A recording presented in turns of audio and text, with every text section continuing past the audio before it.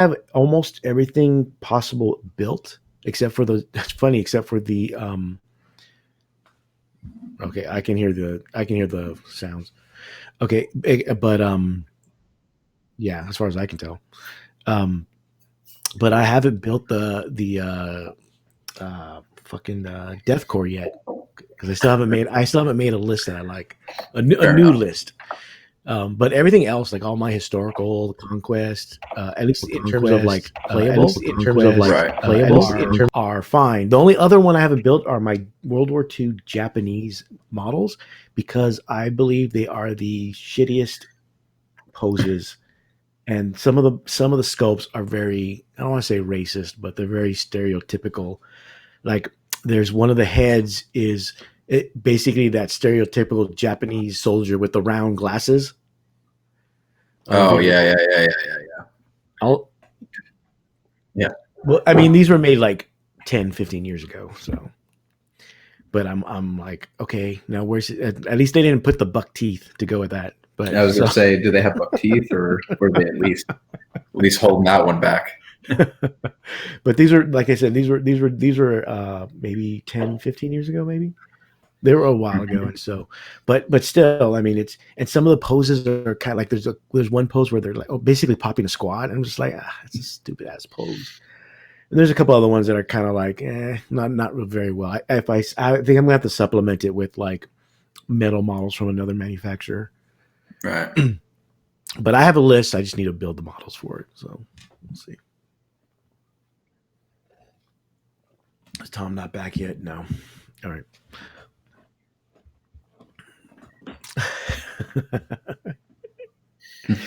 but yeah, I don't know. I still have to build. The problem at this point right now is, what do I paint first?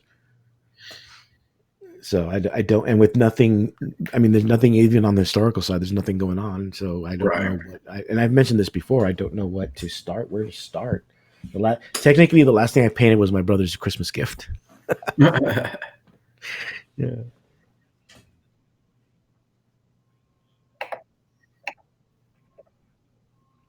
Yeah.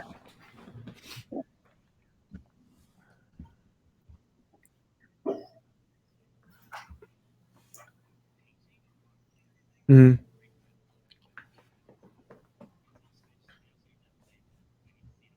Yeah. Yeah, I mean, I'm the same way. I think the most I've built has been in the past week because I used some, various funds to holiday related funds to get like more Warcry terrain. Like they have like a snow covered like mausoleum set, and because my son loves playing with my Warcry terrain and like a couple of my models, and so when he found out that there was more kinds of terrain, he was very adamant. So I ended up over the course of like a week building the full set, and then I might see if I can get him to paint. He likes to build or watch me build while he plays with models more than me painting. Oh, okay. Or him painting. Yeah. I don't know. Some of it's kind of daunting, especially the historical stuff, but I think I just have to get to it. And I also I got to look at the new the Warlord Games, which is a historical game company. They put out what they're calling Epic Battles, which is basically it looks like it's about 12 millimeter, and their first set is American Civil War. So they sell a big giant box set. And PayPal now has a new feature where it's called Pay in 4, where it splits up a payment into 4 installments for every 2 weeks, basically every payday. I think merchants have to accept that in order for you to use it, because you can't use it ever. So luckily, the Warlord does take that. That's dangerous. Yeah, exactly. But I think you can only do it one at a time. I can't do it for like everything. So luckily, there's that limit. So I just got it with that. So it's like it's technically like 1,200 models, but the way they're built, it's like it's like 10 models for one strip, and so you just paint that all at once. And painting, and I've seen people paint a set in like a half hour. So and they all use contrast paints. So yeah, why wouldn't you? Yeah. Yeah, no, that's Forge World should look into that model. I think they would sell more. Yeah. So.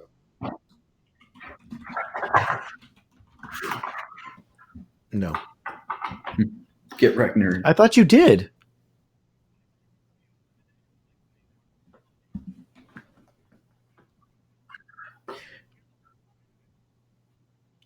Well, yeah. Well, try logging in and then see what it tells you. And I don't either because it's auto saved. So I'll monitor. Don't look at me.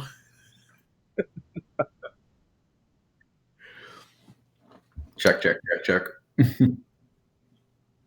Near who can't you hear? Oh, they're not hearing Tom. I don't know if that's a bad thing or not. Here, let me switch to our show account. So how about now? Monitor. Check your settings, Tom. Yeah, I'm looking at the. I think you're coming in on the part that we record on. Yeah, I was gonna say I see you chatting here. Yeah. Oh, it says I'm good now. Oh, okay. Yeah, it was the audio input capture was not. I think what happened. So I just recently updated OBS, and I think it just undefaulted a bunch of stuff, which is like. That's what happened whenever I update. Yeah. Cool. Thanks, guys. All right, hold on. Let me switch accounts. What's? Yes, John is not with us tonight. Oh, so once I switch accounts, we'll start the Pour show. one out for John. Yeah, he's so hard up. Oh shit. Yeah, his last response to my last message made me be like, "Oh damn, yeah, he really don't give a shit about life right now." He was not very verbose. No. Hold on 1 second. Hold, please. I have to. Where's the part where I can ban people? Well, there's a bot. Oh, I can't. Have you ever had to do that? John has. Oh, really? Yeah, early on. I was the guy who came in and was like, "Hey, is this a white supremacist pub?" Oh yeah, when we had the Imperium Eagle. No, it was for it was. I'll tell you guys off air. It was something else. But so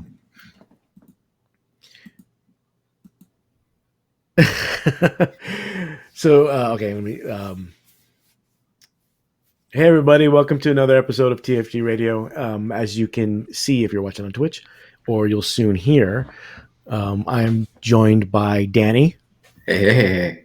And Tom, who is actually on the wheels of steel today. Yes.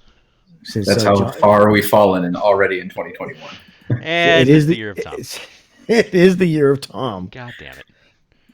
And John is not with us today. He is stuck working, from what I understand. Yeah. Supposedly. I mean, there's a lot of history in January regardless, so I'm sure he's getting different costumes together, his winter clothing, right? Yeah, I'm sure. Yeah. Like everyone said, sewing his costume. There's a lot of sewing involved. Yeah. It's a useful skill. I mean, don't hate. So first show of the new year. Exciting year so far. We're only not even a weekend, or just a weekend. It's been, yeah. I mean, it's one of those things of 2021 was like, oh no, you're not getting off that easy. Yeah, because we got info today from Games Workshop. Big info dump. Yeah, out of nowhere. Like there was I don't remember hearing any kind of like, hey guys, in January we've got a big update coming, be prepared, anything like that. It's just like, oh yeah, by the way, here's like FAQs and points adjustments and adjustments to how the game actually plays, right? Like, Yeah, they mentioned FAQs earlier, I think on Sunday. That was going to drop, but they didn't mention anything about changes to the rules or changes to point changes anyway. Yeah, this is, I think, the only time I've been thankful that LVO 21 is not happening, because I would not want to be processing, having to have to process all of this, right? And for the next 3 weeks before it went live. Oh yeah, we'd have, and especially the points adjustments. Yeah, we'd have to. Oh my god, it would be a nightmare. Yeah, yeah, it would. Yes, that to say the least. Especially because this would have been due like in 2 weeks, I think. Yeah. Yeah, like a week before LVO. Airborne, yeah, it would have just do it by hand.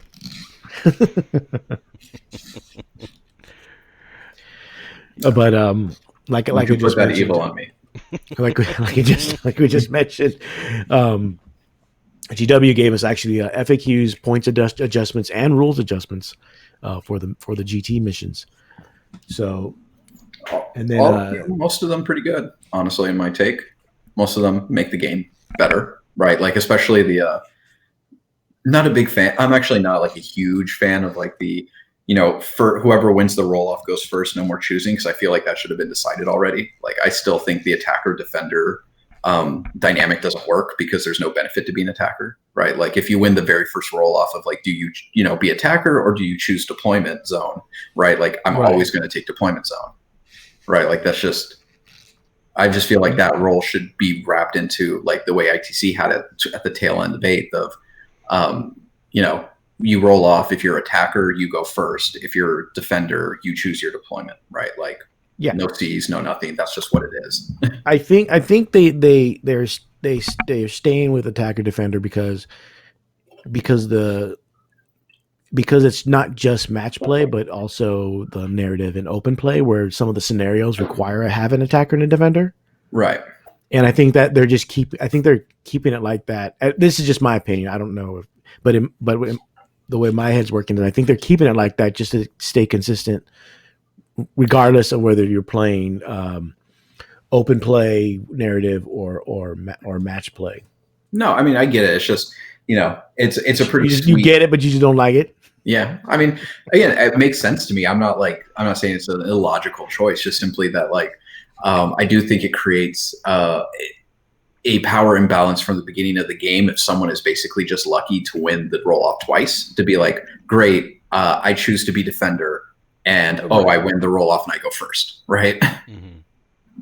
That depending on if your army's built to like alpha strike or to put heavy pressure in the center, like really fast horde armies that can like immediately clog the center of the board with OPSEC bodies, right? Like it's just. It's a big advantage to go first. And the new scoring mechanism helps going second, right? Like, because you actually get to score now. I think that helps balance it out, but I still think first turn is still pretty strong, and being able to have first turn and choose your deployment zone, right? Choose what you are working with, and more importantly, what your opponent is working with. I think that's a really great advantage in the hands of skilled players. Especially too, since like, I mean, from what I remember of 9th, because I forget so many things because I'm not playing. One of the big things, right, is being on the objective and durable. And so for those slower, durable armies that want to sit on the objective, going first is just that much better. It gives them a chance to roll up the field, sit on it. I mean, hell, even like Tyranids that are durable through numbers, if you will, like they benefit from it even as well. I don't know. Going first is still just fantastic. Yeah. Well, also I don't know if at least with having this is why I kind of agree with Danny. I'm not a big fan of you have to go first, only because I don't really see it right now, but you could build a list somehow. Maybe if you're a Space Marine, go second. Custodes maybe. And then you can choose. So you can choose to go second, and definitely Custodes, yeah. And I know the Warhammer community site mentioned that. Well, part of the reason was because they're saying it's to get rid of that analysis paralysis some people have when deciding whether to go first or second. But I don't know if that's that big of an issue, or if it was that big. I don't think it was. I mean, for casual players, maybe, but like, at least from our focus, which is more on competitive and like, judging competitive events and stuff, I don't think it was that much of an issue. No. I just, like I said, I see their reasoning. I don't fault their reasoning. I just think the contrary reasoning is better, at the end of the day. But hey, it's still an improvement. It's still, I mean, to put all that aside, I think the changes that they put out today are an improvement to the game. I think it makes the game more balanced, more dynamic, more tactical. So the fifth turn isn't like, oh, I already won. There is literally no point to spend 10 minutes playing this turn. Yeah, let's talk about a few of those. Like you mentioned before, one of the big changes is that the player going second gets to score their points at the end of turn 5 instead of the beginning, which, like Danny just said, is a big help if you happen to go second. And this also assumes that you still have an army on the table. Yeah. So yeah. Well, I mean, go ahead, Tom. I was going to say, I actually think too, there is a bit of a trade-off for that, right? Because like, the incentive is, so you don't get screwed at the last turn, you still have a chance to like stay in the game. But there's also this idea too of like now you're under pressure to get to where you need to be a little faster. So it's almost like it kind of subtly reverses the rules a little bit, where like the player who's going first, who's going to score at the end, he's still going to get his points. So you better make sure by turn 5 you're able to beat his 6. Right. I mean, yeah, I get what you're saying. It changes the tempo of the game, because I'm thinking like, and the reality is I haven't had that many 9th edition games, especially like competitive games, to really go off of. We have one battle report on record in your garage. yeah. And I played a Crusade game. Crusade doesn't count. I played Jeff a couple of times, right?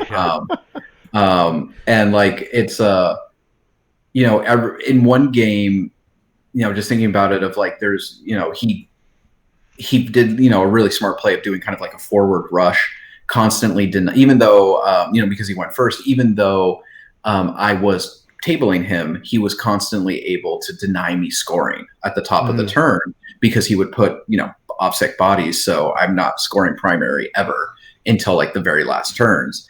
And if I was I would have, I'm thinking of one game where I was playing my, we were kind of dicking around, I was playing my knights against his my chaos knights against his siege. I would have won the game if I had gotten to score at the end of my turn, right? At the end of the round. Right. Yeah. And, it's just part of it is, it makes sense, because I don't think it's necessarily amazing game design to be able to get to the last turn of your game and then look at the table and be able to say it is meaningless for us to do anything. Yeah. Yeah. Right. Like it makes the game shorter.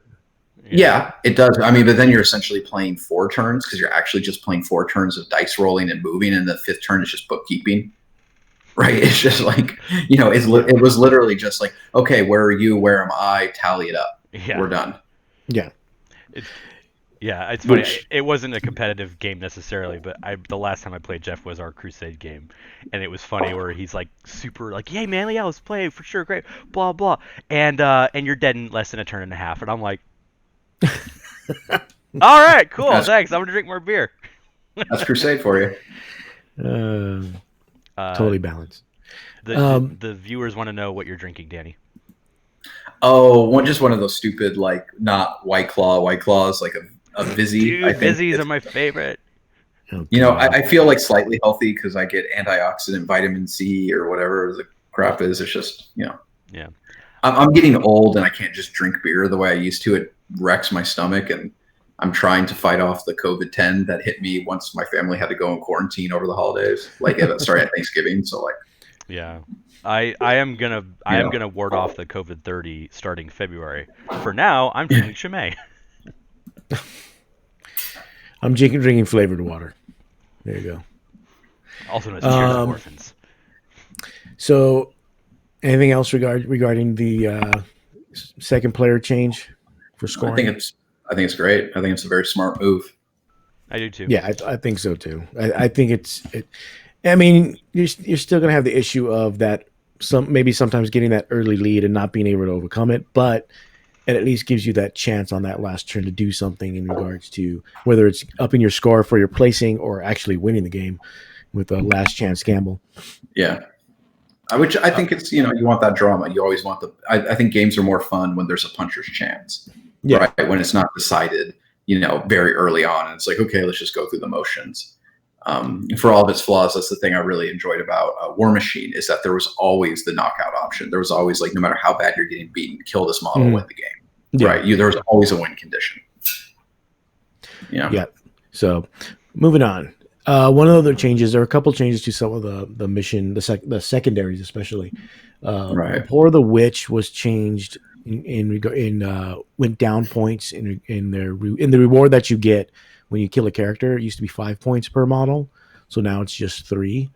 And for a unit, it goes down from three victory points to two victory points. As a Tyranid player, I just happy dance all day, right? Like, I don't have to be punished for taking Broodlords or Neuranthropes, right, for my HQ choices. Woo. I mean, because most of the Tyranid HQs are Psychers, right? There's only the Prime that isn't, and Old One Eye. Everybody else is a Psyker. So if you do take 3 HQs, you're like, cool. I always give up a Pour the Witch at max points. I think that's actually awesome. Yeah, that was actually one of the things we discovered when we were playing. Is like we were trying to figure out the secondaries, and you were like, I was like, maybe about this, and you literally looked at me. You're like, dude, just take a Pour the Witch. And I was like, all my characters are Psychers, and I was like, oh, yeah.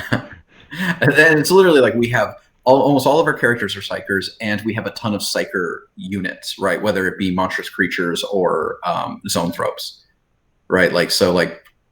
We bring Psychers, and even if you try not to, it's like, okay, I guess I'll take a Malathrop and a Prime.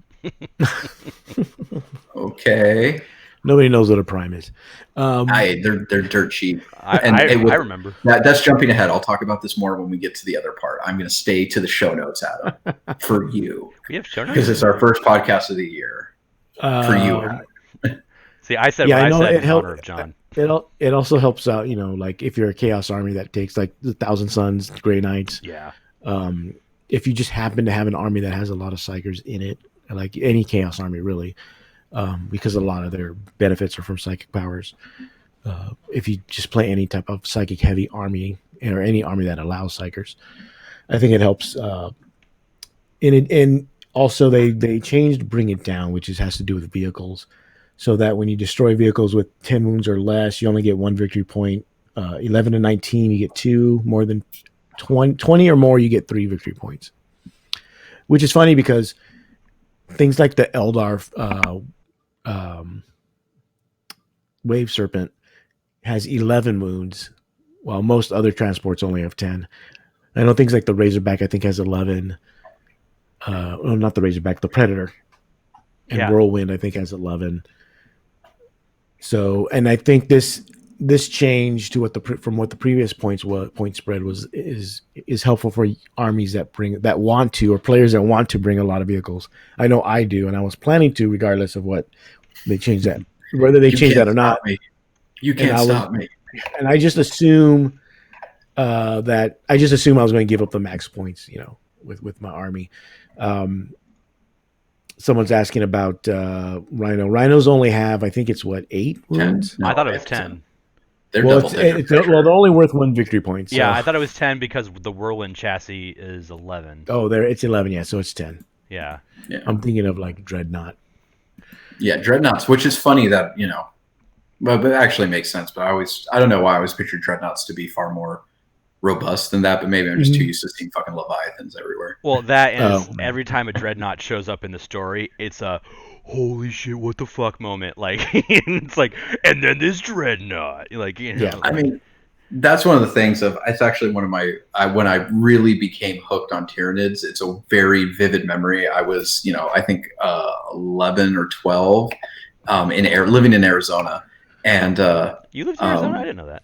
Yeah, I lived in Tempe, Arizona for like 3 years. My neighbor. It was just, I was reading, I think it was the very first Tyranid Codex. Or it might have actually been it was a Dark Angels. It was the Dark Angels Codex, like the really super slim one. The 3rd edition one, yeah. Yeah. And there is a little short, microfiction in it of a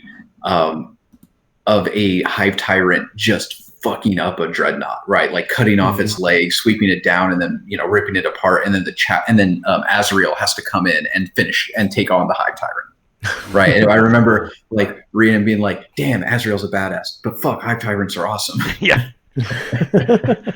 I like the good guy, but the bad guy is dope.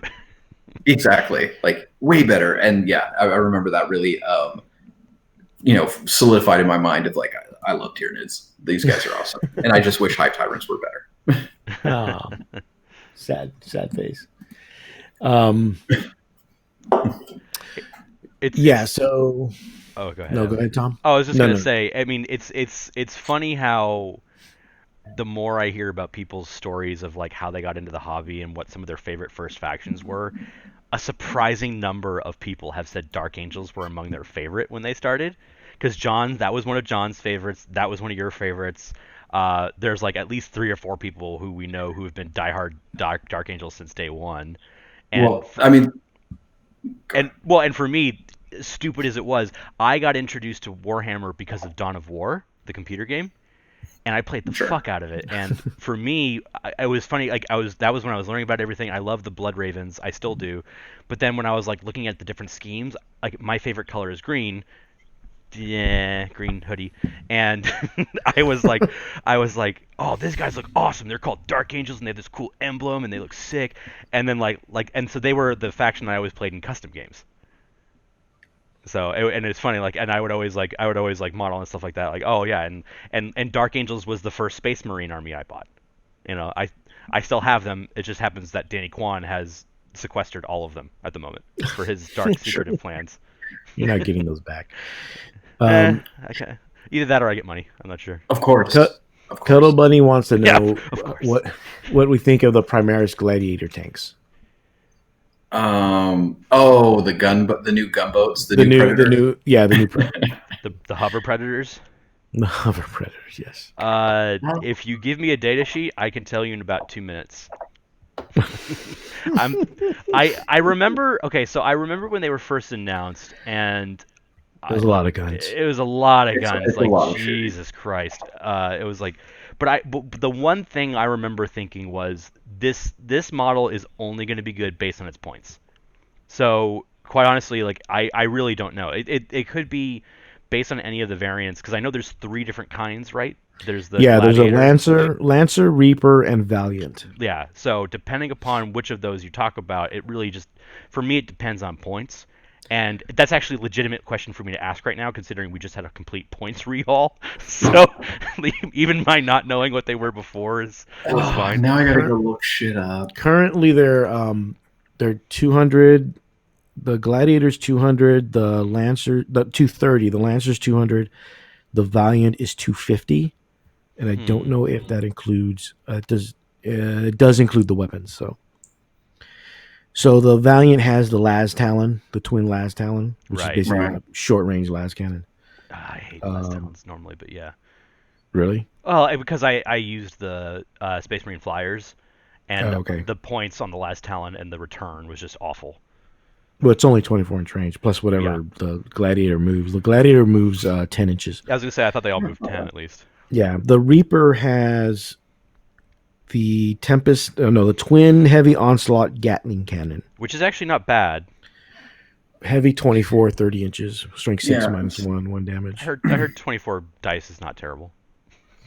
That's one of those. So the Reaper is like really, really good in a meta dependent, sense. Mm-hmm. Because obviously, if you go up against like any army that's trying to pull a horde, which it's just is viable in 9th edition, like that's worth its weight in gold, right? Like that's just kind of pick up models.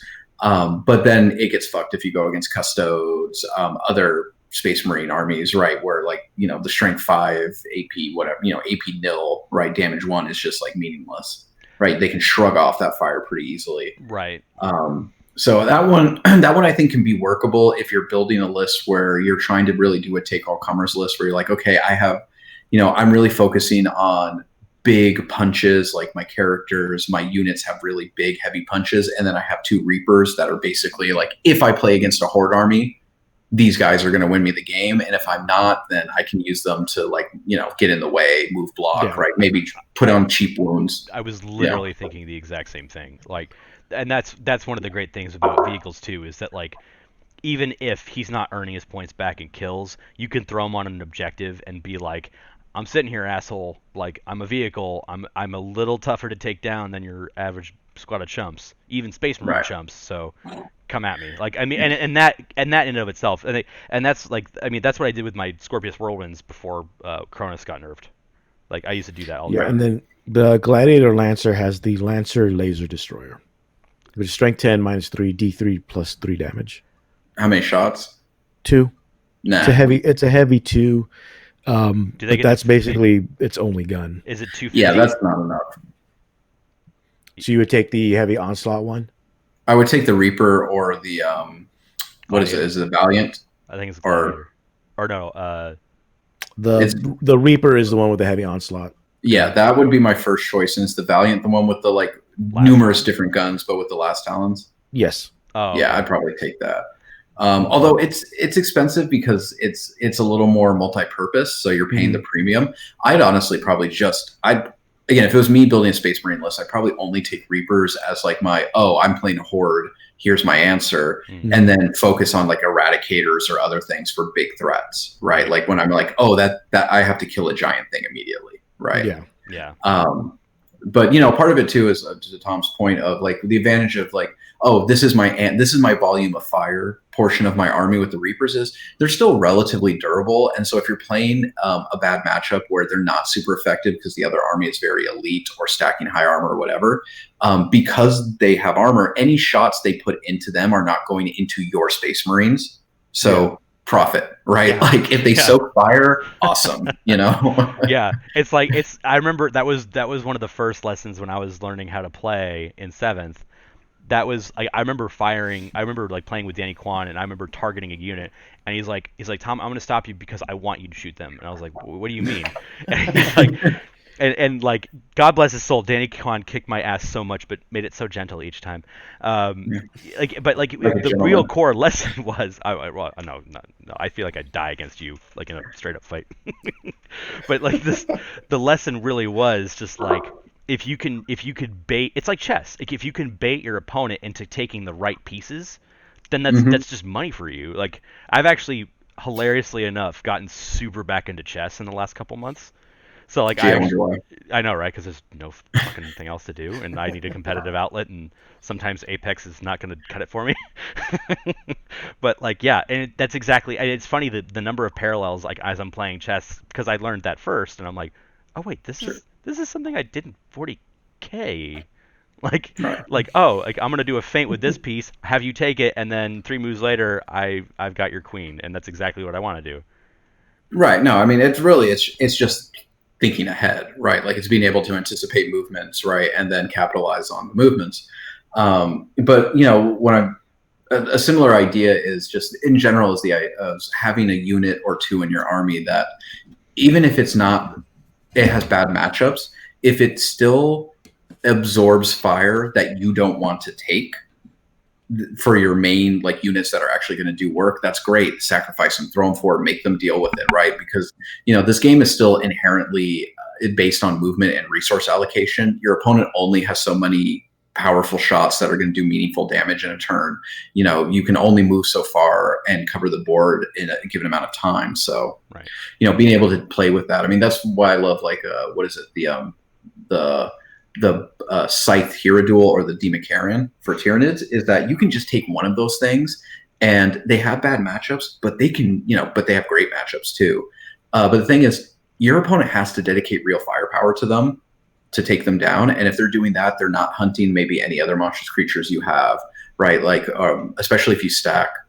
The one problem with Tyranids is people are like, I want to take a mixed force. I want to have like 100 Gaunts, but then like a bunch of big monsters. It's like, no, because all the last cannons go into the big monsters, all the bolters go into your little guys, and you're dead, right? You always want it to be where, I've got it's like, I have last cannons. Great. I have nothing over tough. I have nothing you can target over toughness 3. Have fun. Right. Good job. And that was, the reverse. And that was like what, right? Like that was part of the problem at the end of 7th, that everyone hated Death Stars, because Death Stars were both of those things.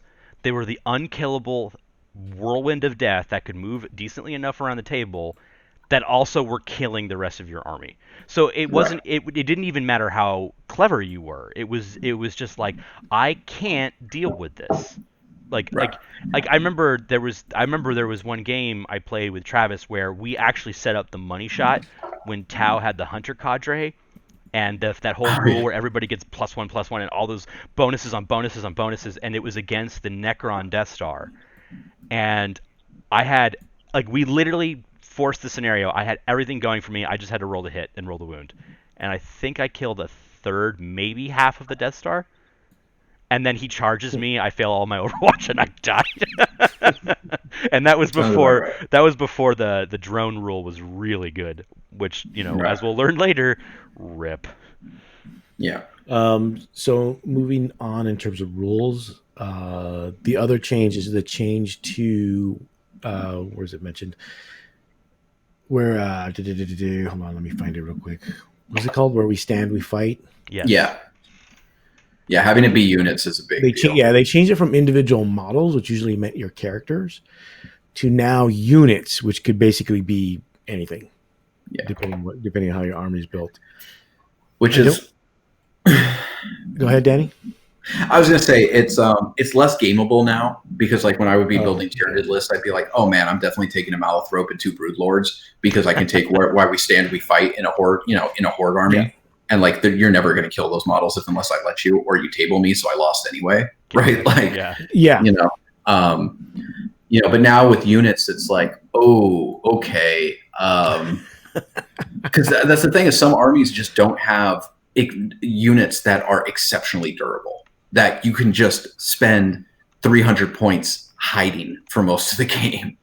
Yeah, if you hide those units, then why do you have them? You're sacrificing 15% of your army's resources to do nothing. Yeah. And maybe in some games that's enough to win because you're like that 15% getting me, 15 points at the end of the game and my secondaries is enough to win. Great. But a lot of armies can't necessarily do that. I mean, I've been trying to go through my list of like, Tyranids can kind of do it with like Hive Guard. Hive Guard become a great choice because if they die, you've probably already lost because they just hide, and rain down death. Yeah. But I'm thinking of other armies of like if I was playing like my, obviously knights are like, well, that doesn't really work because unless I'm taking big shooty knights that hide in the back and a bunch of little war dogs to go for and actually get objectives. But like my just generally in chaos, I'm like, what do you take? That would be the one of the 3 most expensive units in your army that you're just hiding all game. Yeah.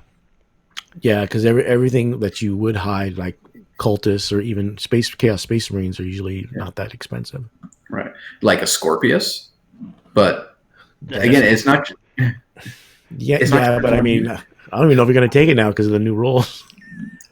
Yeah. Right. So it's like if you have a really expensive indirect fire, unit or model, right? Sure, go for it. But especially consider it's 3, right? It's 3 units. Yeah, it's 3 units, not just 1. So in that case, then wouldn't Hive Guard still work for you? Because you can Hive Guard, depending upon how many models you throw in there, are still pretty beefy.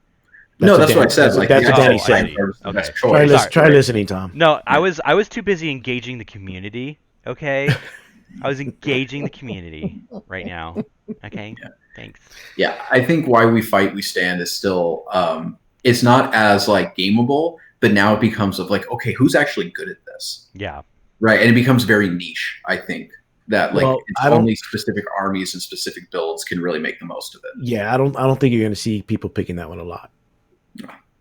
I mean, Custodes could still do it because, Custodes units are fucking expensive and they're still hard to kill. So, you can reasonably move them forward. I think it's good on really defensive shooting units, right? Units that shoot well. That's how they do their damage, but they're more defensive in nature. They just have their T8, 2+ save, some kind of strong and vulnerable save, feel no pain, whatever, right. Because they can hang in the backfield, do some damage, but don't really need to commit. So Obliterators, Death Guard, Aggressors, if you're bringing them. No, aggressors are too short range. What is it? What are they called? The Inner Circle. Deathwing. Yeah, Deathwing with their transhuman. Jesus Christ! Yeah. And not to mention, I think they still have the shield wall strat from 8th. Where it's -1 to hit them in close combat. Oh, geez. I think that's still there. I might be wrong. Yeah. So, I mean, again, it's not that it's not that like an army can't do it. It just becomes that question of how much are you skewing the design of your army to maximize the secondary, and is that really worth it? Yeah. Right. Yeah. So I think that was it for the missions and the rules and that stuff. One of the other rules actually has more to do with the army, but so we'll switch to that. We're only going to talk armies that we really care about. We're not going to go through all of them. Danny, is there anything? And we'll include points also. Yeah. So this is points and rules. Danny, is there anything in? Well, obviously Tyranids. Yeah, Tyranids. It's all about. So Tyrannifexes are, especially acid. Tyrannifexes got a 20-point drop, so they're actually much more usable because for 175 points you get T8, you get 13 or 14 wounds. Mm-hmm. It's just a big beefy beast that can doesn't care if it's degraded because it shoots. Right, shoots into combat with no penalty because it auto hits. Right, like it just becomes a really great forward beast to throw into the middle and be like, charge me. If I get to stand still, I get to shoot twice, do decent damage no matter how hurt I am. I'm pretty tough to kill. Right. So Tyrannifexes win. Devil Gaunts, right? Devour Armed Termagants win because they dropped like 60 points for a full unit, and they're like the highest volume of shooting Tyranids have. Right, a max unit of 30 shoots 180 times if you spend 2 CP to do it. Right, like that's just they're strength 4, AP 0, but if you're going against another horde, which Tyranids actually struggle with because unless you have Gene Stealers, we don't kill a lot of models very quickly. But Devil Gaunts become that answer, which I think is fun. And really for me, it's back to what I harp on. I don't know how many people believe me, and I get it. It's just because it's mechanically hard to get that many models. Is Warriors drop to 17 points a model. Okay. And that for me, that's huge because they were already the most point efficient kind of wounds you could buy in Tyranids, right? Because they're T4. Each one has 3 wounds, right, with a 4+ armor save. And then, the next closest is like, a Gene Stealer, which is T4 with a 5++, but it's like twice that points per wound wise, right? So having them down to 17, especially giving them just double scything talents where they have 4 attacks, rerolling 1s on a 3+ weapon skill, like they just become super cheap troop fillers for like monster mash lists where they're OBSEC, they're Synapse. They fight against weaker units pretty well, and they're not as afraid of bolters. So when people just put chip shots into them, it actually takes a little bit more than chip shots to meaningfully hurt them. And if they're sending any kind of decent firepower into warriors, they're not doing that against your main threats, right? They're not doing that against your monsters. I think warriors, I can see warriors really working in an MSU as the MSU component of a mostly monster army, right? Where you have like 4 or 5 units of them because they're really cheap and they're OBSEC and they just run around throwing out Synapse, sitting on objectives, but they're pretty resilient for their points. And then you have your big monsters go forward to smash, Isante says Nid Warriors are trash. Buttle? I mean, they're not going to kill a lot. I mean, that's the thing. In that setup, unless you're going against another horde army, they're not going to kill a lot because they're only strength 4. You can build them to be AP -2, which starts working pretty well. And you can even do some shooting, shenanigans and Chronos with them by putting a prime next to them, giving them Symbio Storm. And now, and with Death Spitters, they put out enough volume of fire to actually threaten things because they explode on 5s and 6s, right? So you're just getting a shit ton of hits, which is cheaper to do now. Especially because you can put them in, they can ride with a Trigon, they can ride with a Tyrannocyte. So you can save that hit and just drop it down where you need it. And again, you're putting out, what is that? 9 times 3 is 27 times 2 is 54. You're putting out 54 shots that can hit on 3+. If you're a Chronos and you did stand still, re-rolling 1s, exploding on 5s and 6s, right? Getting an additional hit on every 5 and 6 you roll, is, not bad. Because that's enough. That's at strength 5 and AP -1. That's enough to hurt elite armies. You're not necessarily going to wipe out a Custodes unit, but you're going to hurt them a hell of a lot more than they think you are. Or like 2+ Marines with a lot of cover redundancy. That'll probably be hard to do too. Yeah, I mean, again, and that's all. It always becomes the thing of like, again, I think I see warriors more as they're mathematically just more efficient than Termagants. Yeah. Because the only disadvantage that they have is they just don't have bodies, right? Termagants are still 10 OBSEC bodies. You can throw an objective and take that from 3 Space Marines, right? Exactly. But warriors, especially if you're doing like a Nidzilla list, they are so much more resilient to bolters than like 10 termagants are, right? Yeah. Or three squads of reapers. That was actually something I noticed in our game too when I was playing when I had custodes against your. I dropped my warden squad, one of my 2 warden squads in the left back corner to take out some key units. Then you moved in with the what is it, the Tyranid warriors, and they tied me up for a turn. They did exactly what you wanted them to do. Yeah. I don't think. I mean, it would be interesting to do. I mean, no one has these models because they're like $20 a model, right? Like, Jesus Christ. They're expensive as shit. Woo. But if you could theoretically build like a 60+ warrior list as like a warrior horde, and that would be difficult for a lot of armies to answer because that's just a lot of, especially if you did it as Jormungandr. So they're always in cover, right? They always have a 3+ armor save. And you can then put them in terrain because they are infantry, so they navigate terrain really well. And -1 to hit, right? They just become really annoying, and that's not that many points of your army. You can still have Hive Guard hiding in the back, fucking murdering things, right? You can still have Broodlords or Neuranthropes running around, smiting stuff, right? Like they become actually a weird horde, like horde style army, which would be fun, but I have like 20+ warriors and I still that's like a third of what I would need, and I ain't trying to do that. Yeah. I mean, I ain't about that life. Yeah.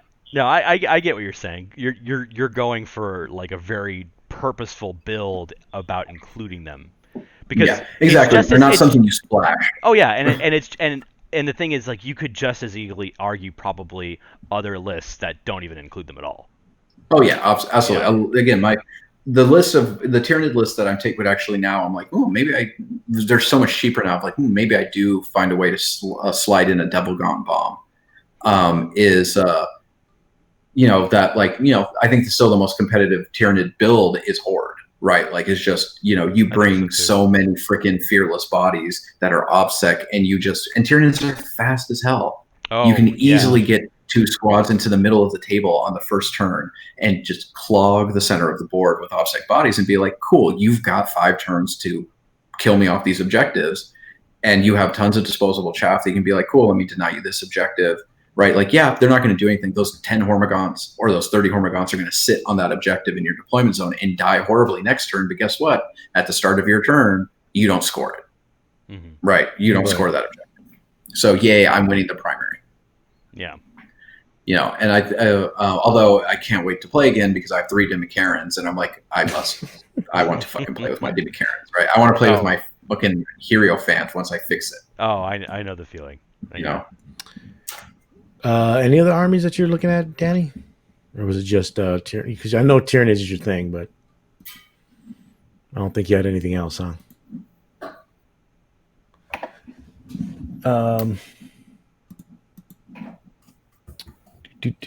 Tom?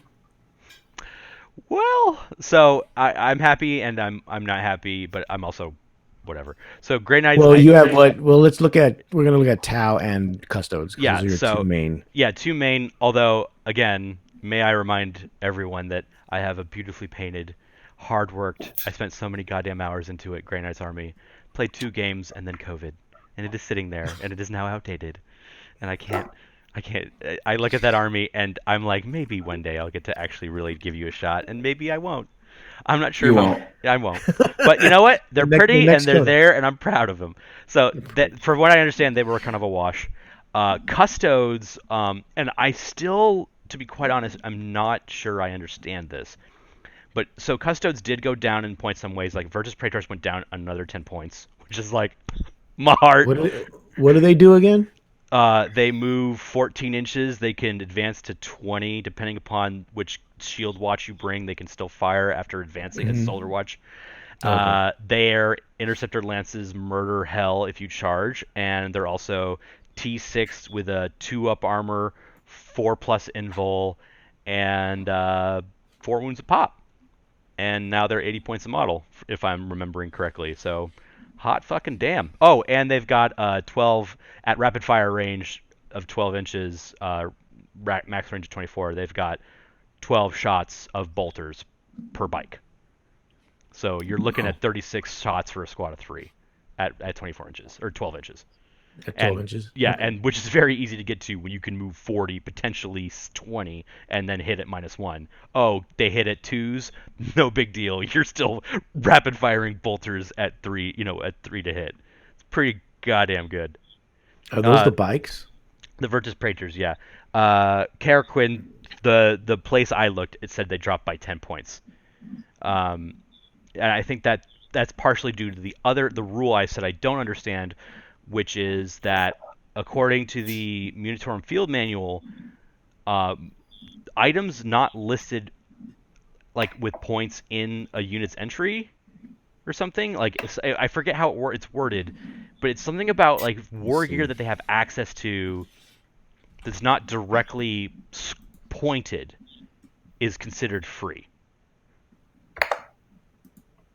Okay. I'm trying to remember exactly how it's worded. I'm going to look it up because I realize I have the internet in front of me. Um, let's That would see. be Wait, we're on the helpful. internet now. I guess. I Oh, know, the right? internet. They put compute. So that's on computers now, huh? Oh yeah. Weapons and war gear not listed in a unit's entry cost. Oh, in a unit's Okay. entry cost no additional points to include in that unit. Uh, Okay. so the example for what is it? For Custodes is that the Guardian Spear is not mentioned in the entry cost for most of the units.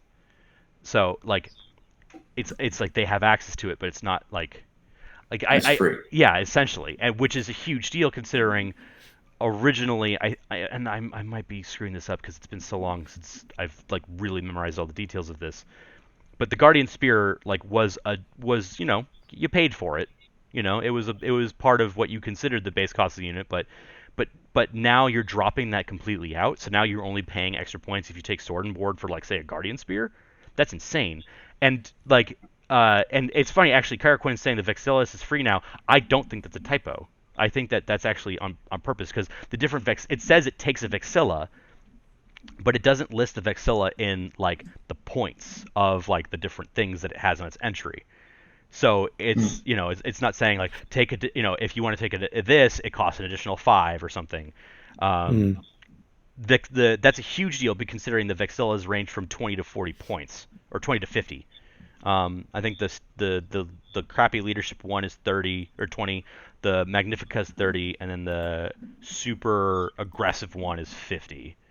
So having them all be 0 is like, oh, now I have an amazing character for Custodes who's even cheaper now. Um, yeah, it was like 20 or 30 or something like that. So it's like they just they just get more points changes and they get it better for themselves. It's just really good. But then we get to Tau. Yeah, you're not going to play Custos because they suck. Instead, you're going to play Tau now, Oh right? yeah, What you said. Tau. Yeah, it was like Mr. Needlessly was saying earlier in the chat. Tower OP with their tactical drones, and by tactical drones I mean shield, gun, and fuck, what was even the third one? Marker drones. Sniper? No, marker Oh, drones. marker. Yeah, no one Okay. took those, Oh. or at least I never did. Yeah, they're 20 points a drone now.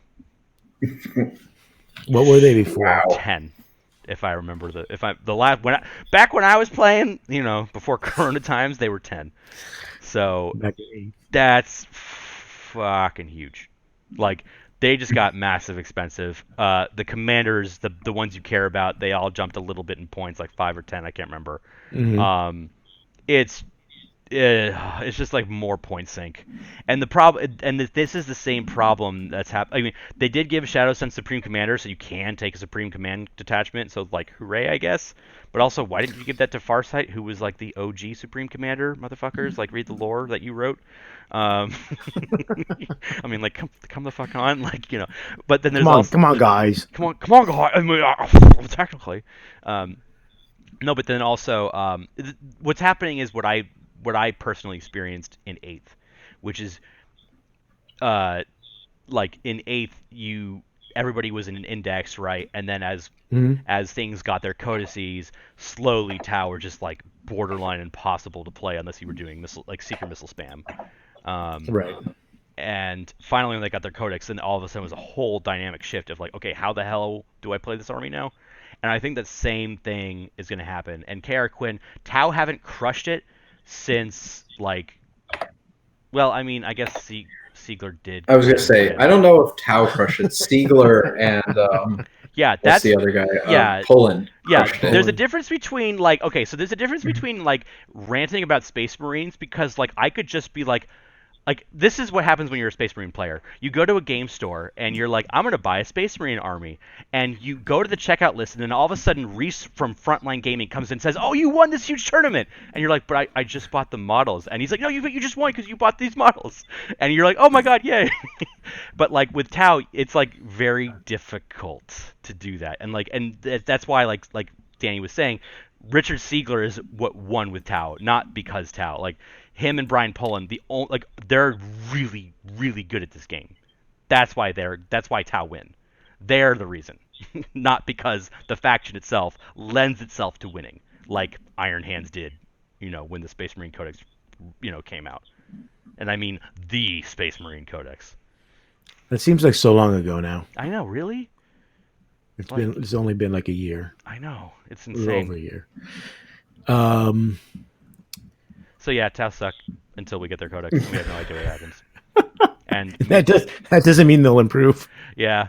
Well, yeah. And at the end of the day, the other thing though is that the more I see of Dark Angels, the more I'm like, you're gonna play Dark Angels. Yeah. Like I technically have a Dark Angels army. I just only have a third of what I need. Okay. I'm building an Imperial Guard army. There's been a few changes, especially in the for the tank commanders and Leman Russ tanks. I don't know. That's really the big change because I plan on using them. I don't think it looks like the Chimera got a points reduction, which I planned on using anyway. And especially like I mentioned before, where I'm probably going to take a heavy mechanized army to begin with to go with the Krieg. But other than the tank commander, and there was a slight increase for the infantry squad by 5 points. So we'll have to see how much that's going to affect the army. Because I was planning to do a brigade, but I may not do that now. I may just stay with the battalion. But to me, from what I'm seeing, the points change aren't too much. More or less the same. They're still cheaper than most of the other stuff. The other army is my Chaos Army. I don't play Death Guard. You'll have to talk to Don about that. And I don't play Thousand Suns, so I play. I play Black Legion mainly. Terminators had point change.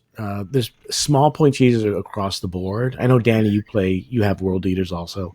Yeah, but I don't know if the changes are that significant.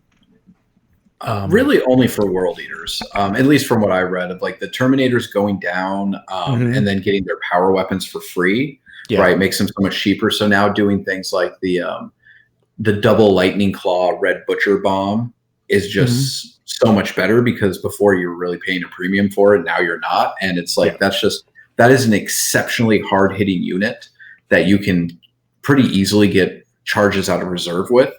That will just absolutely murder whatever they hit, especially with the double Lightning Claws.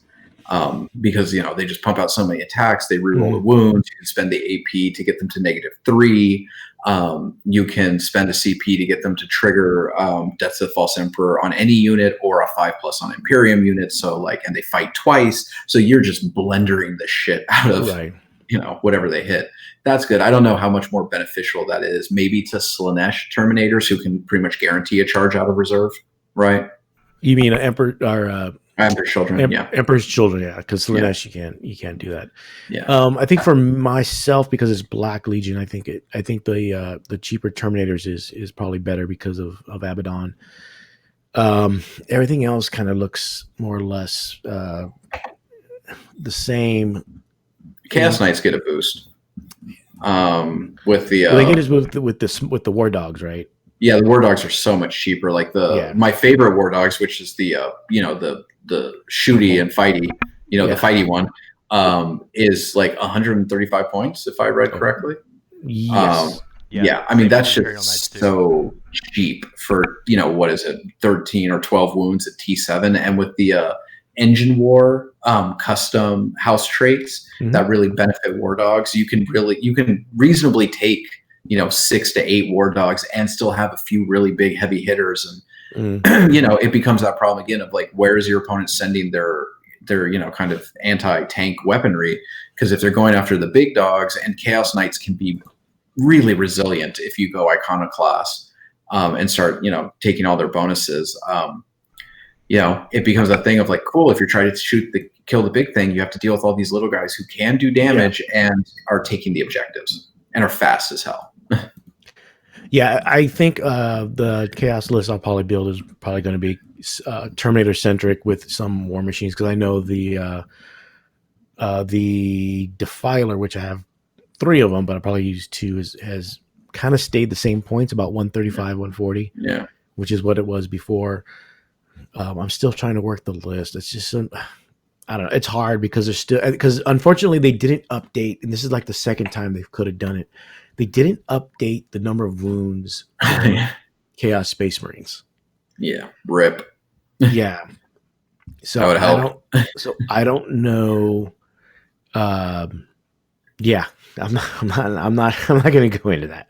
Yeah. So I don't know what, and we don't know when the new codex is going to come out. So we don't know how long these points are. If these are the official points that we're going to see when the codex comes out, or if they're going to change again once the codex comes out, because they'll have more wounds. We know, we know for like Death Guard, they're going to have 3 wounds for their Terminators. We already know that. So we're assuming other Terminators are going to have 3 wounds also. So, but officially, it's not there. Yeah, I mean, that could be why there was the point drops for the Terminators. It's just kind of factoring in that maybe they're not going to get their 3rd wound for a while, right? Right. So I might as well make them distinctly cheaper than what you're going to see elsewhere. Rabble. No, so I mean, and so I'm looking once the points are updated, because I actually use the GW app. I've used it now more than I use Battlescribe. But once they get the points updated, and I haven't built any lists recently, only because I think they still have the problem of when you update it, it actually deletes your list. So if you do have the list, make sure you save them. But once they make that update, I'll probably start building a Chaos and a Imperial Guard list and go from there. But I think one second, let me check. But we'll see. I don't know. And then one of the other big things someone mentioned was that they fixed the stratagem that lets apothecaries bring back those little ATVs. That's a nice fix, because I was so dumb. I didn't even realize that was a typo. It wasn't a typo, or rather a miss. The stratagem allows an apothecary to bring back 1 infantry or bike model. Oh, an ATV is listed as bike. It's listed as bike, even though it looks like a vehicle. It's a bikeable. So there you go. So they basically made it so that the stratagem doesn't include the ATV. So I think that's one of the bigger ones. I think there's other ones, but I don't think we haven't seen that that happen yet in terms of the impact. I don't think there's anything else from the FAQ, the rules, or the points cost. I think a lot of us will see, especially the points cost, whether it's Battlescribe or the GW app. GW app. We'll see that soon. We'll see it soon. I know someone mentioned how surprised they were that this happened. I know, like I mentioned earlier, they did tell us they're going to come out with an FAQ this week, but the rules amendments and the points adjustments was a bit of a surprise. So, and I think overall a good surprise, not nothing. Yeah, no, I don't. I mean, except for maybe Tau. I'm sure. Well, no, this is Warhammer, so it's Warhammer. So the primary hobby is actually bitching about the hobby. So I'm sure there's plenty of people who are mad. Yeah, I mean, that's why we're still in business, right? Because we can bitch about something. Hey! You need to quit while you're ahead. Was I ever ahead? No. Well, as long as you're not behind, I guess. Now I'm confused. Or Yes. drunk. I'm not sure which. Why not both? Yeah, Hey, the Irish Or getting experience. all those. So, like, if Yeah, you've well- been following the show for a while, every year, towards the end of every year, for the last, I think this is the third one. We've had a haiku contest. If you don't know what that is, a haiku is basically Japanese poetry. It involves 3 lines. The first line is only 5 syllables. The second line is 7 syllables, and the third line is again 5 syllables. And it should be actually in Japanese, but we're Americans, so we make it how we want it, and it's in English. And I think Danny said it's supposed to be contemplative, basically. Yeah, it's supposed to be reflective, right? It's particularly centered around nature, primarily, right? That it's the first line should introduce kind of the scene, right? Like the conceit. The second line should present kind of the problem, or like, and this is all metaphorical, right? Of like, what is the issue? And the third line should kind of attempt to contemplate the problem, right? Is there a resolution? Should there be a resolution, right? Things like that. Like, it's meant to be in form of, a meditative form, right? Where you're really digging into every word and thinking about what is the meaning being conveyed here. But obviously we don't do that. We don't do that. We're Americans. Go ahead, Tom. I was gonna say, in the immortal words of Tracy Morgan from 30 Rock, that's a metaphor. God, I love that one.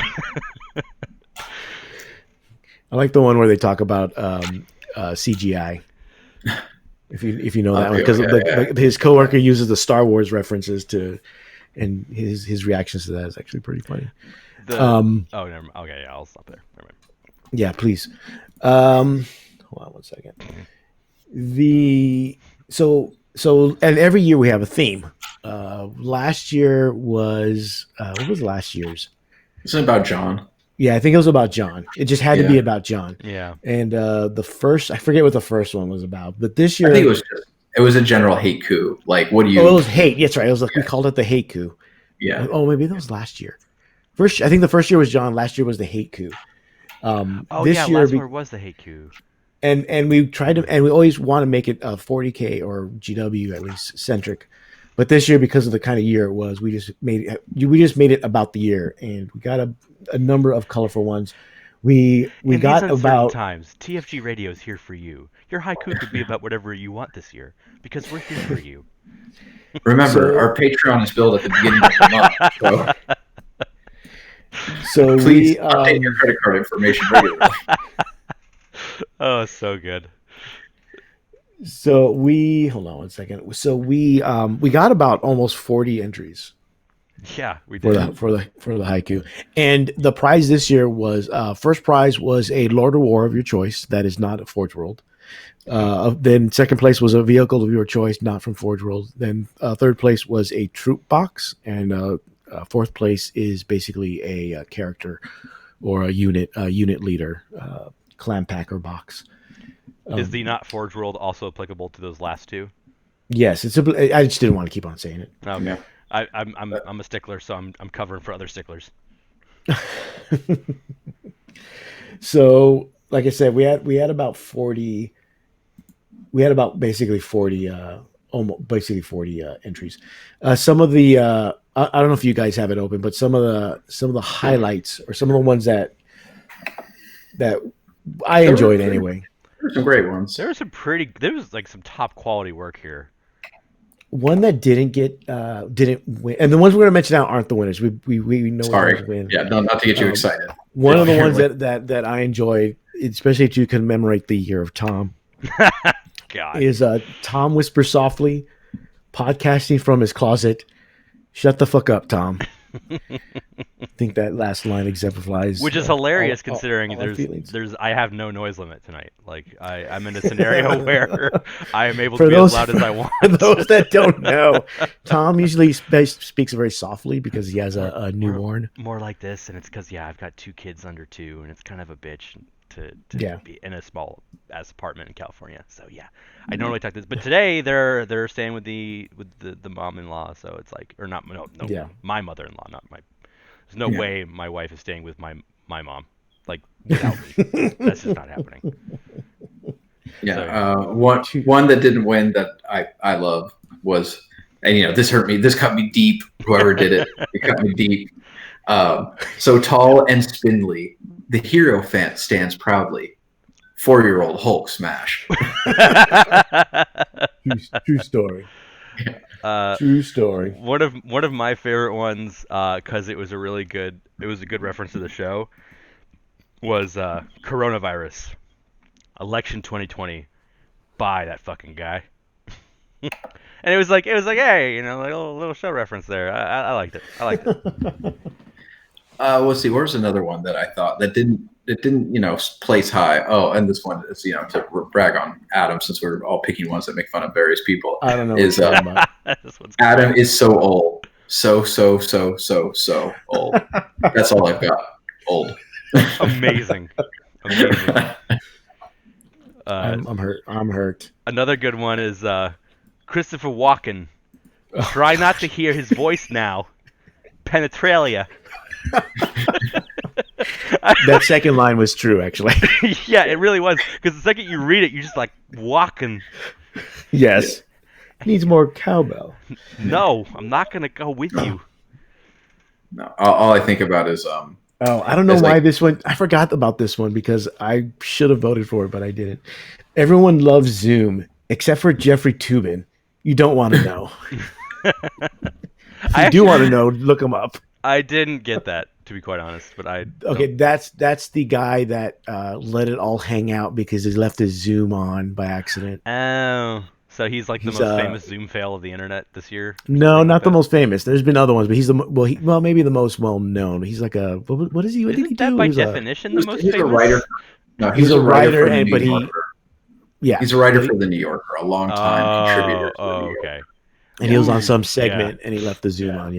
Yeah, freelance reporter. Thank you, Airborne. Yeah. Ooh-wee.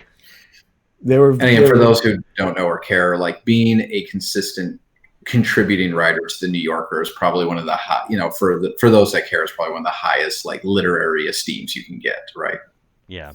Like where they actually consistently want you publishing. It's it's a lot of prestige, which usually means you get a $200,000, $300,000 teaching gig at an Ivy League school when you're done.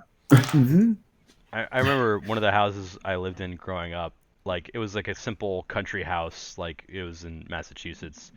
But the one unique thing I remember about it is there was one bathroom where the entire bathroom wallpaper were different New Yorker magazine covers, like just throughout the years, and it was actually pretty non-repetitive too. And that was my first introduction to the New Yorker.